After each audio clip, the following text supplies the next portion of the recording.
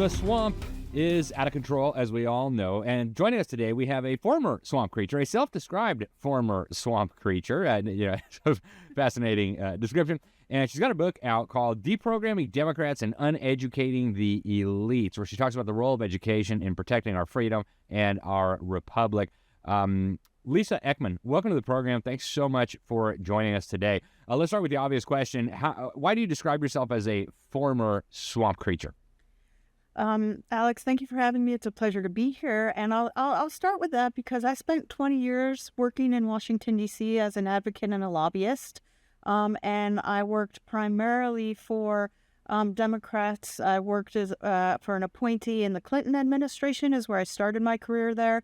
And then I also worked in the United States Senate on detail from a federal agency for Democratic lions such as Ted Kennedy. And so I also worked for federal contractors. I worked for nonprofits. I worked on the Court of Federal Claims. So I kind of worked inside all of the apparatus, the bureaucratic apparatus in Washington, D.C., and really didn't realize I was in a swamp until after I woke up and deprogrammed myself. So what caused you to wake up? How did you realize what was going on?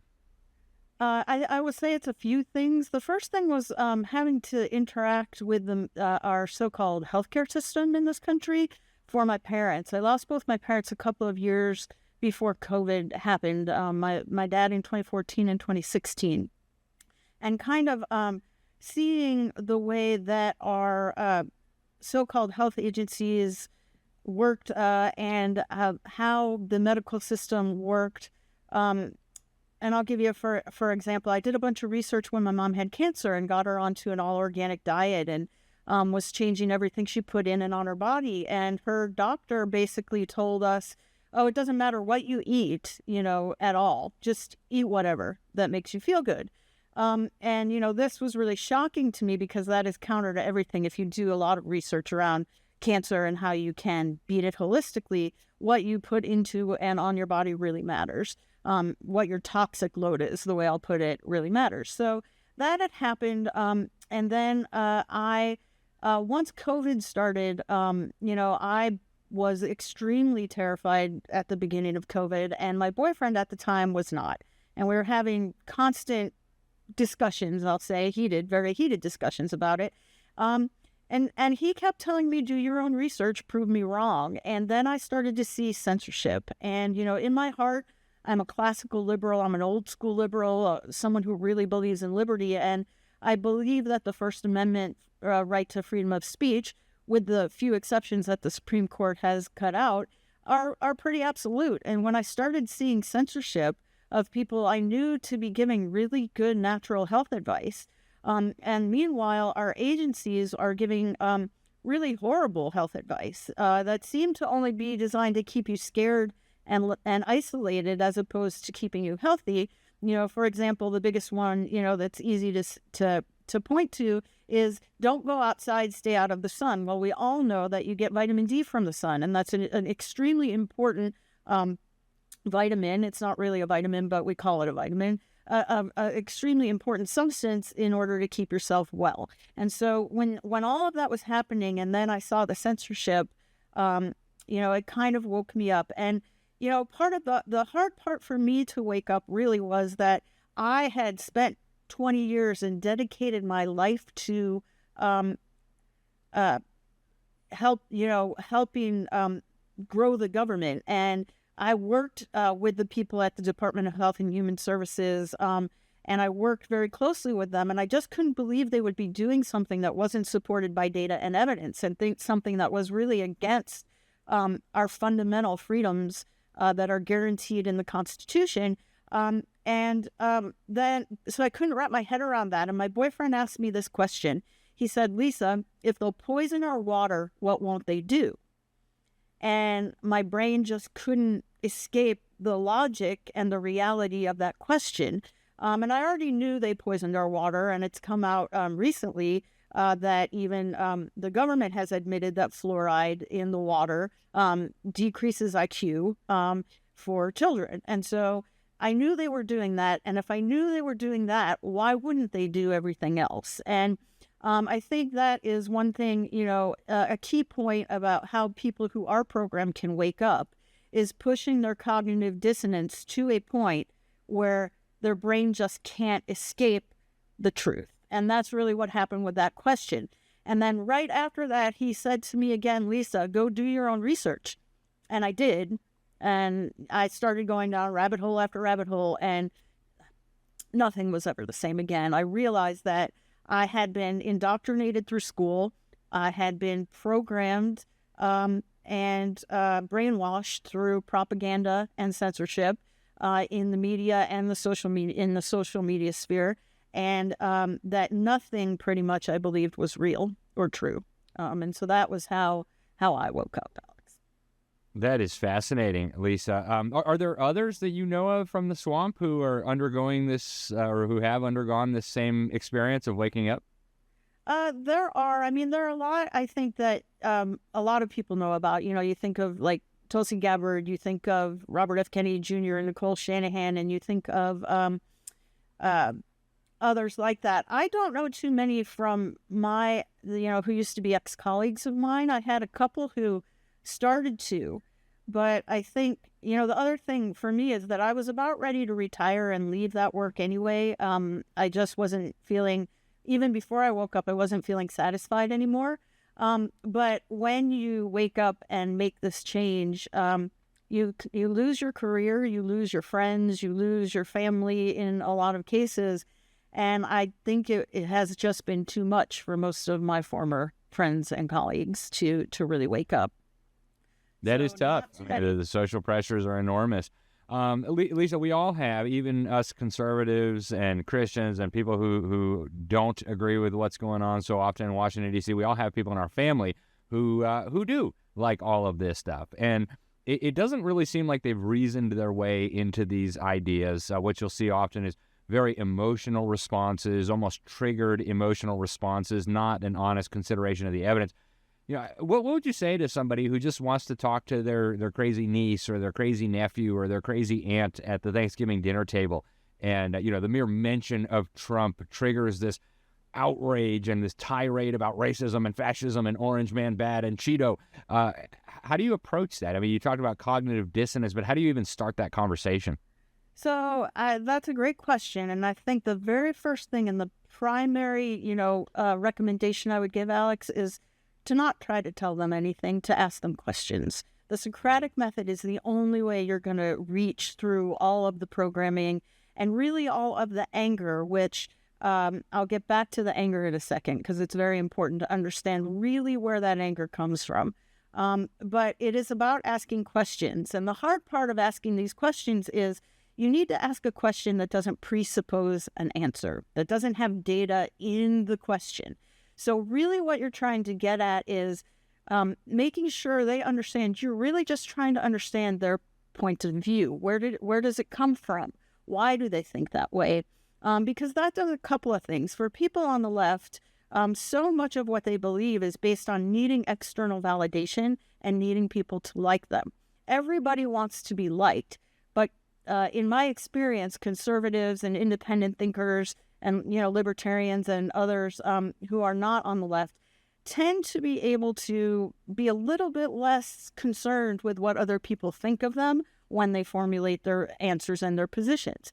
And they don't need the external validation. And part of that, I know we're going to get to education in a second, part of that comes from so much time spent in school where external validation is what you are seeking the entire time. You want the teacher to like you and give you a good grade so that more time you spend in school, the more used to you are getting your rewards through external validation. So that is a big part of it. And so you're telling them when you're asking these questions, I care about what you think and I care about you and I want to understand you better, which can help them back away from that triggered emotional response that you're talking about, because you're also not trying to tell them they're wrong. You're not trying to tell them anything at that point.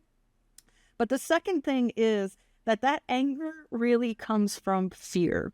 And most people on the left live in a very fear-based and fear-controlled reality. When you think about the way identity politics works, for example. It's all about the fear of what you are going to lose if conservatives and Republicans are in power. It is all about fear. And so what that fear is used is to take the compassion that that individual has for some, in general, other group besides themselves. You'll see so many people saying, I won't be hurt if Trump is elected, but my gay friends will, or my black friends will, or so-and-so will. And so I care so much about this other person, I get very angry. So they take that selective compassion, they manipulate it, and they weaponize it using fear into anger. So part of what you're trying to do with those questions is get to that cognitive dissonance that we were talking about earlier, but you are also trying to access their true compassion. So you're trying to get to the fact that I understand why you might be, afraid, for example, for a, teenager who might think they're born in the wrong body. Okay, I'll use that because that's a very common one. And try to get to the true compassion for that person, and then say, so like something like maybe, so have you actually looked into the science around what happens when someone transitions?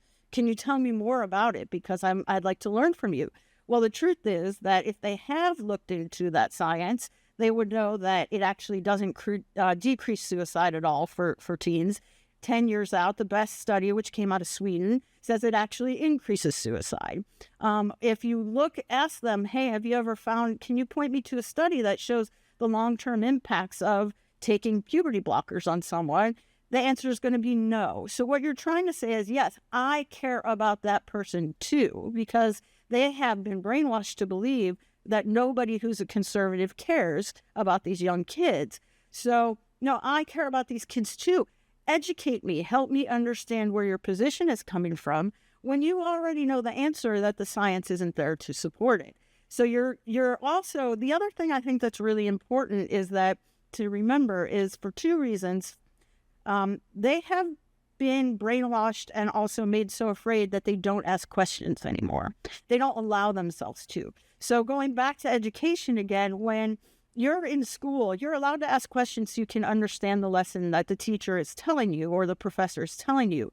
If you ask questions that undermine the professor or undermine the teacher or undercut, the philosophical underpinnings of what the teacher's trying to get across, you get in trouble or you get a bad grade. So they don't ask questions anymore of authority. Education gets them to worship authority and idolize the expert. It basically replaces religion because so many people on the left don't have faith or religion anymore. So you're trying to give them permission to ask questions again themselves, and you do that by asking them questions.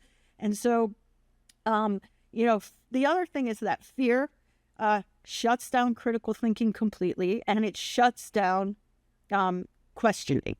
It turns over the brain to the reptilian, the subconscious reptilian survival brain, where all they're thinking about is protecting, and whether that is protecting themselves or protecting that other vulnerable person that they have been manipulated to believe it's their job to do that with their compassion. That fear shuts down the critical thinking and the questioning. So you're trying to get at the compassion, bypass the fear, ask the questions, and then create cognitive dissonance that allows them to begin to think again for themselves. Fascinating, Lisa. We've only got a couple minutes left here, and a big part of your book deals with education. In fact, you talk about uneducating the elites, and you talk about how education can safeguard our republic. How do we uneducate the elites, and how do we use education to save our country? Well, the first thing that we need to do is reclaim our education system. If you look at college professors, for example, 9 out of 10 of them are Democrats.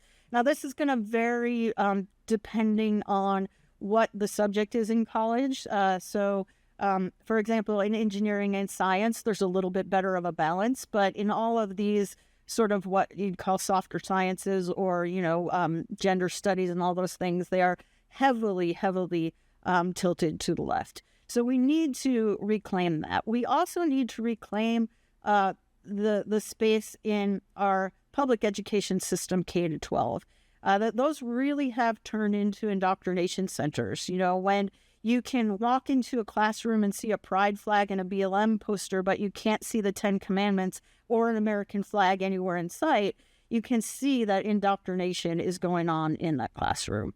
And we need to start by looking at the institutions that educate the educators. This has been a long standing effort to create teachers who are all communist revolutionaries. And I think what we really need to do is look at that and take our classrooms back. I also think we need to pursue things like homeschooling and school choice, and allow parents the opportunity to choose where their child is educated. I think, COVID did us a real service in that it allowed a lot of parents to actually understand what their kids were being taught in school. We see parents running for school board and showing up at school boards in much greater numbers than I think they did beforehand. So we need to take the schools back. We need to get the curriculum back. We need to change the way that kids are taught so they no longer think of America in such a negative light, because that is what is happening in our schools. Patriotism is now considered akin to terrorism in this country. There was a Department of Homeland Security memo that actually said something very much like that. And we need to allow people to be proud of America again, and we need to make sure that people understand the value of individual liberty, because we have to choose. We can't have individual liberty and equality or equity at the same time, and we have to choose what's more important. And for our founders, it was clearly individual liberty, and for me and anyone who believes in our constitutional republic, it is individual liberty, and we need to start instilling those values back into children in school by retaking control of the curriculum and the school boards. Absolutely. Wow, there's so much more we could discuss, but we're out of time. Lisa Ekman, the book is Deprogramming Democrats and Uneducating the Elites. It's available at Amazon and other places where good books are sold. Lisa, is there any other way for people to follow you? Are you on any of the social medias or any other place people can follow your work? I am on X at Deprogrammed Dem, and I do have a website, deprogrammingdemocrats.com. Excellent. Well, Lisa, I wish you well in your quest to deprogram Democrats. Thank you so much for what you're doing. Thank you for joining us today. Folks, go check out the book. We all have that relative that, we've all wondered, how do we get through to this person with facts and reality? Well, this may be your answer. The book is Deprogramming Democrats and Uneducating the Elites. I'm Alex Newman. This is Conversations That Matter for the New American Magazine. Thank you for tuning in. And until next time, God bless you all.